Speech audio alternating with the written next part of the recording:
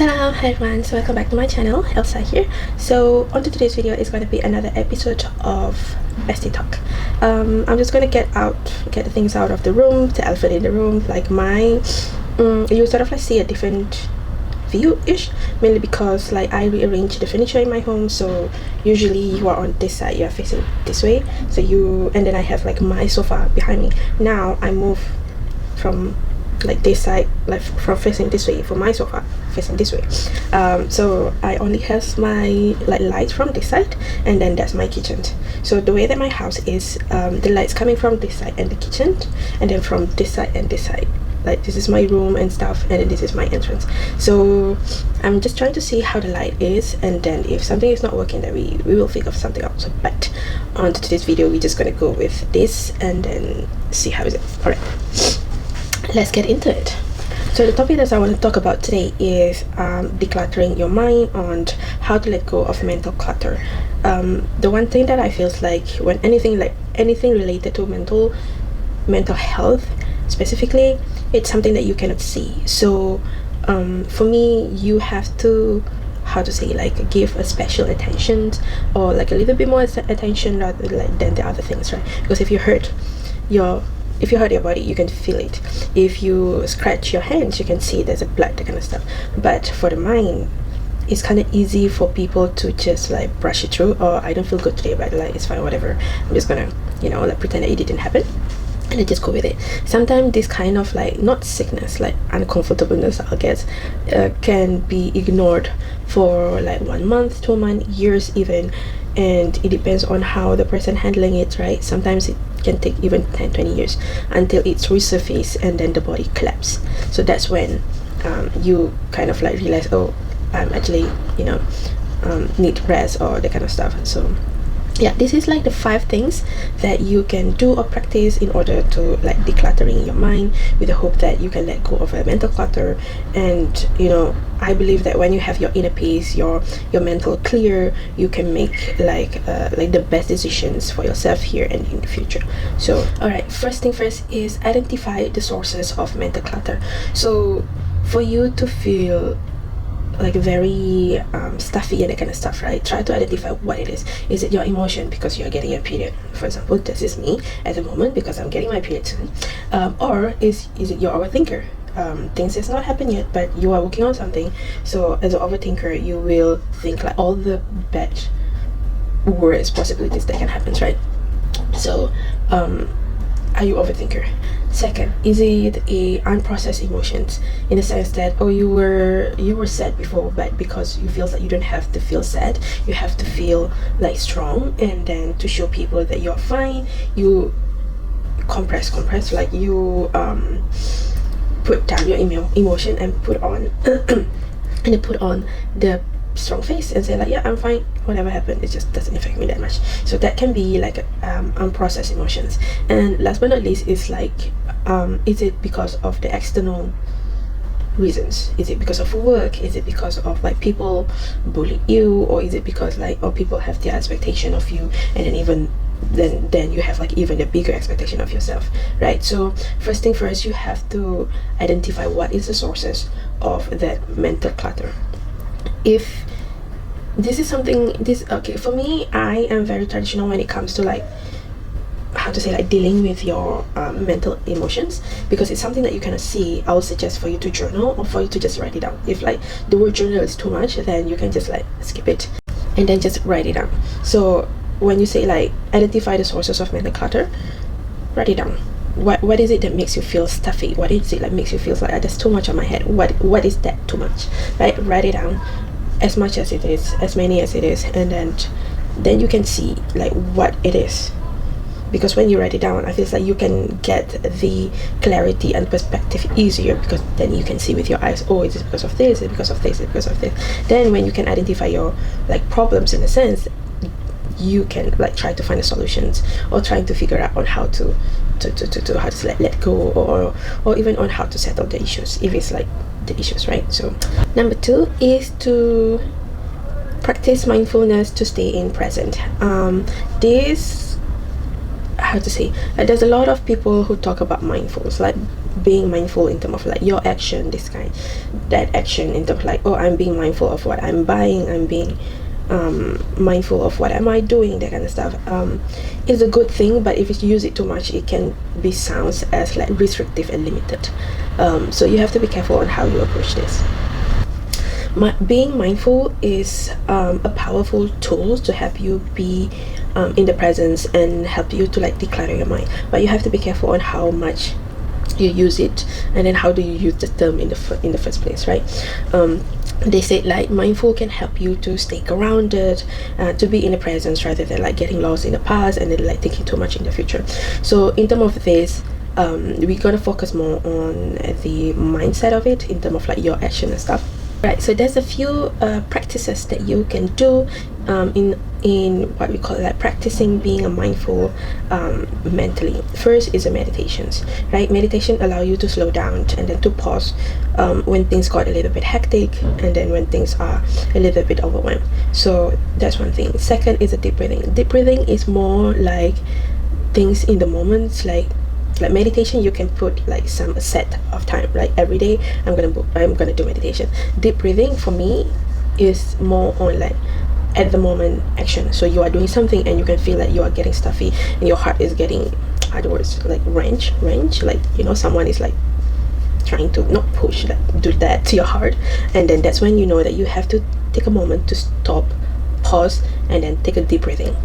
I think they have like a 4-7-8 kind of 7-4-8, 4-7-8, something like that you breathe like 4 seconds and then breathe out 4 seconds, and then you do the 7 seconds out, the 7 second in, and then you did the 8 second in, 8 second stay, and then 8 second out. I think that's how you say it.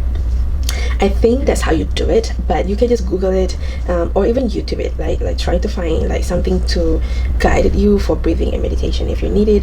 For me, I as a Muslim, we have a prayer time which is like 5 times a day. That is for a way for God to remind you to stop and then focus on Him. You know, be mindful, be grateful, be in the presence, and then like to slow down your day, that kind of stuff. Yeah, but that's like totally different things, but in a sense that that's sort of like a similar ways of like meditations, right? And then I did a meditation usually with yoga. So for example, if I have a yoga in the morning for like 15-20 minutes, and then I'll have like just like a quiet time for 5 minutes to breathe out and then set the tone for the day. Like today is going to be a great day, I am powerful, I am you know, like capable, today's work going to be easy, and then everyone's happy with my work and I'm content with my work, I achieve my goals for today, that kind of stuff, right? So that's like usually what I do. Like in the morning, take like 5 to 15 minutes to do yoga, and then like 5 minutes to just meditate and then set the tone for the day. So that's that, like practice mindfulness to stay in present. So alright, number 3 is to let go of perfectionism and unrealistic expectations. So this is, I'm from personal experience, I may not be as perfectionist as I thought that I am, but I can be someone with like unrealistic expectations. You know, as a first child, you have the expectation, like for some reason you have a higher expectation from your parents, right? Like to be fair, as much like even though we are the one who came out the first, doesn't mean that you should have like the expectation on us more than the other, because at the same time we are just the first one, right? We are just like, we came out, okay, if how to say, like if it is your first time being a parent, it's our first time being a kid too. So why do you have a different expectation for us, like the first child compared to other childs? But yeah, that's just like how it is, isn't it? So because of that, I have like unhealthy, unrealistic expectation on myself, because I know people have expectation on me. It's something that I'm working on, it's something that I think like I get through it, but having this unrealistic expectation in your head can clutter your head. Like you can have these like voices, or like you call it like a reminder in the back of your head, like say like, oh, you have to do this because this, or you have to do this, or you have to do better than that person, or you have to do this more, you have to do that. Also, that is like, it's either like the perfectionism that like pushing it through, or the like the unexpected, unrealistic expectations. So it's something that you have to work on so that it doesn't cause a stress and like a mental overload for me on how I did this is kind of like have a yearly goals, and then you like put it like a smaller chunks to the maybe quarterly goals, and then put it even a smaller chunks to the like monthly goals, weekly goals, daily goals, because all these like a smaller things that you did every day, you know, if you read the Atomic Habit books, it will lead to like a bigger things once you finish it, like ish. But at the same time, you have to not being too obsessed with it that you didn't enjoy the present because you are focused too much on the future. So that's something that you have to find a balance in, right? But because like how to say, if you don't have any goals and you don't have any expectation, that can be not good as well, I think, because then you don't know what you're doing, in a sense that like why am I here in the first place, like I don't have any purpose, right? So we don't want that as well. So I think the balance is the key here. It's like make sure you have like this expectation but not like the unrealistic one. Let go of perfectionism.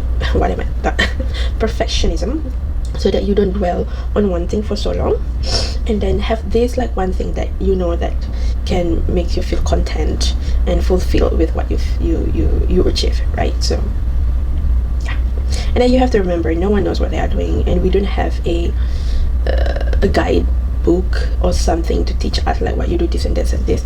But the good thing about being a generation at this era, I guess, is kind of like you can just search on Google, and then you can see people that already go through like similar path.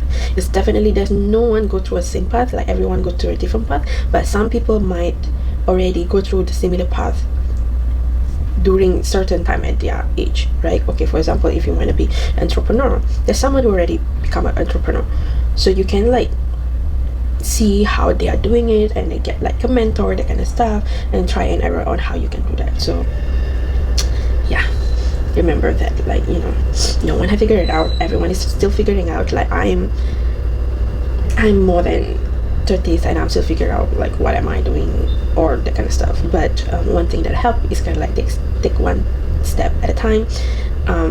You know, set goals and then see how is it, and then try to reflect every month and see what doesn't work, what works, and what works, keep on doing it. What doesn't work, then you can just try to change things. So that's that.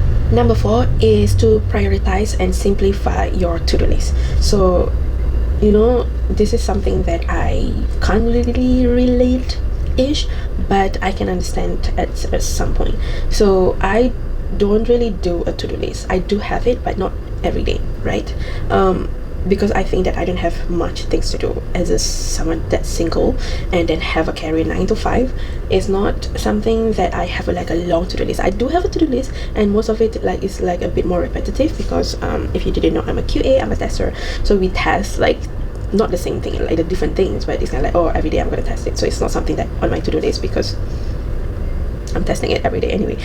So it's either I put it on my to-do list or I put it in my calendar. So it's kind of like, you know, at this hour every day I'm gonna test. So that's why it's not on my to-do list. They say like prioritize and simplify. So in a sense that if you have like, let's say 30 to 40 things to do a day, that's too much, you know. People say that, like, I guess like this is something you can try and see how is it. What is like the 3 things that you have to do, like there's non-negotiable, you have to do it today, that's it. And then what is another 5 things that you can do if this one is finished? 5, so that's 8. And then you can put another 5 if you have time, right? So that is not a pressure for you, like, oh, I have these 40 things to do that I have to finish it today. And then like make it easier by like grouping it. Like for example, is you have a groceries that you have to do, so instead of like going back and forth to the grocery store 2 or 3 times, put it together at least, you know, run through your office, run through your kitchen, and then see what you have in the kitchen, in the pantry, that kind of stuff, and then you have it a list that you have to buy, and then once you go to the grocery store, finish it, done. And then one thing that they suggest for you to do is like the 2 minutes rule. For me, I did this 2 minutes rule for cleaning most of the time. They say like how you can use this 2 minutes rule is kind of like, if the task takes less than 2 minutes, do it now. Don't even put it in the to-do list, because that's going to be like, you know, the clutter, right? Because you know that, oh, it's not done yet, I have to do this, let's do this. It's either is laundry, either is like just picking up stuff in the living room or something. Just 2 minutes, do it, and then don't put it in your to-do list, so that you can just focus on the things you can focus and just put the things that important and what really matters like on the list. So yeah, try it and let me know how is it. Last but not least is to release negative thoughts and emotional baggage. So emotional baggage is even more a little bit more complicated, right? Because it's something that you feel and then you can just like dismiss it right away. Compared to negative thoughts, you sort of like can't realize that you are in these negative thoughts when you are like, oh, today I'm not feeling good, like I'm not capable. It's like it's impossible for that to happen to me because like whatever, right? So while you are being mindful, you can detect, I guess, if you are in this situations when you have like negative thoughts, you will have like even more things on your head like clouding it. So again, when this happens, when you feel like very down and stuff, like realize that it happened, accept that it happened, is okay, then try to figure it out things. For me, emotional thoughts is something that not like always like weigh me down. So the way that I do it, like again, journal, write it out. What is a negative thought? Put it on the positive side. Put the positive things on the mirror so that you can see, right? If you can find the reason why it is, it's even better, but sometimes it's more complicated, so it's fine. Write it down. What is your negative thoughts? Like, I'm not pretty, that's why he doesn't want me, I'm so stupid, whatever, and then try to put it the positive side, and then try to make something, if you think that is possible, to help to be that. For example, if you feel that you are ugly because whatever reason, you can say you are beautiful. So how can you make you beautiful? Let's say to walk more, right? So that your mental health is like on the better side.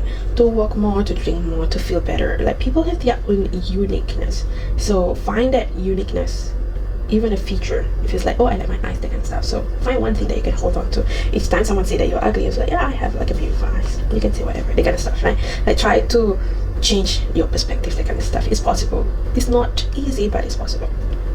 In terms of emotional baggage, I think this is something that you have to talk to someone, because like usually you have this baggage because you keep it. Like something happened, you keep it. This happened, you keep it. You didn't talk to anyone.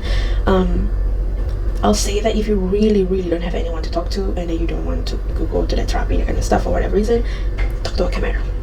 Talk to a camera, release down all the things that you talk about, and then you can feel better because it's not in your system already. You take it out. So yeah. Again, when all of this happened, I hope that you realize that it happened, you acknowledge it, and then accepted it that it happened.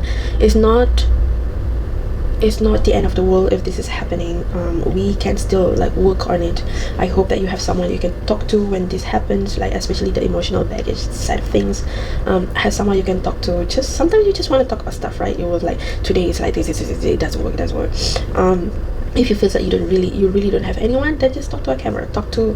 You can just like record yourself while you are talking so negatively, and then keep it, and then when you feel that you are better, you can look at it again. Because like when someone is on negative thoughts and stuff, they can be a different person, and then try to see that version of yourself. Do you want to be that person, right? Like I'm pretty sure you don't want to be that, because she's sad, she's stressed, she's depressed, that kind of stuff. You want to be someone that like you want to be someone that's happy, feels good, can bring happiness to others, that kind of stuff. So try to see her from a different lens, because usually that's help.